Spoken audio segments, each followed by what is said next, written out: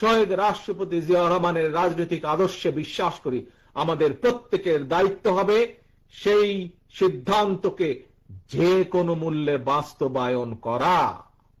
এবং আজকে যেমন আপনারা সকলে ঐক্যবদ্ধভাবে এই সম্মেলনকে আপনারা সফল করলেন, আমরা যদি আগামী ফেব্রুয়ারি মাস পর্যন্ত প্রত্যেকটি নেতা কর্মী এরকম ইস্পাতের মতন ঐক্যবদ্ধ থাকতে পারে, তাহলে আজ যেমন একটি সফল সম্মেলন অনুষ্ঠিত হলো, ইনশাআল্লাহ আমরা একটি সফল জনরায় আমাদের পক্ষে আনতে সক্ষম হব। প্রিয় সহকর্মীবৃন্দ, প্রিয় ভাই বোনেরা, সহকর্মীবৃন্দ, আরেকটি গুরুত্বপূর্ণ কথা আমি আপনাদের সামনে তুলে ধরতে চাই। একটি যেরকম কথা হচ্ছে ঐক্যবদ্ধ থাকতে হবে আমাদেরকে। মতামত আগেই বলেছি, হতে পারে বিভিন্ন মানুষের বিভিন্ন মতামত, কিন্তু একটি পরিবারে যখন পরিবারের মুরব্বী একটি সিদ্ধান্ত নিয়ে নেয়, পরিবারের সকল সদস্য সেই সিদ্ধান্তের পিছনে এসে দাঁড়িয়ে যায়, সেই সিদ্ধান্তকে বাস্তবায়ন করে।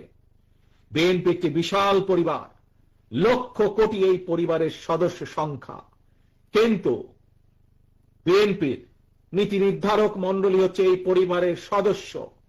সেই মুরব্বী, সেই পরিবারের মুরব্বী, বিএনপির মুরব্বী নীতি নির্ধারক মণ্ডলী, সেই নীতি নির্ধারক মণ্ডলী যখন দলের পক্ষে একটি দলের জন্য একটি সিদ্ধান্ত নেবেন, সেই সিদ্ধান্তের পিছে প্রত্যেকটি সদস্যকে এসে ঐক্যবদ্ধ হয়ে দাঁড়াতে হবে। এটি যেরকম একটি গুরুত্বপূর্ণ, আরেকটি গুরুত্বপূর্ণ বিষয়, অত্যন্ত গুরুত্বপূর্ণ বিষয়, যেই কথাটা আমি বার বার বার বার বলে এসেছি। প্রিয় সহকর্মীবৃন্দ, আমাদের সকলকে সচেতন থাকতে হবে।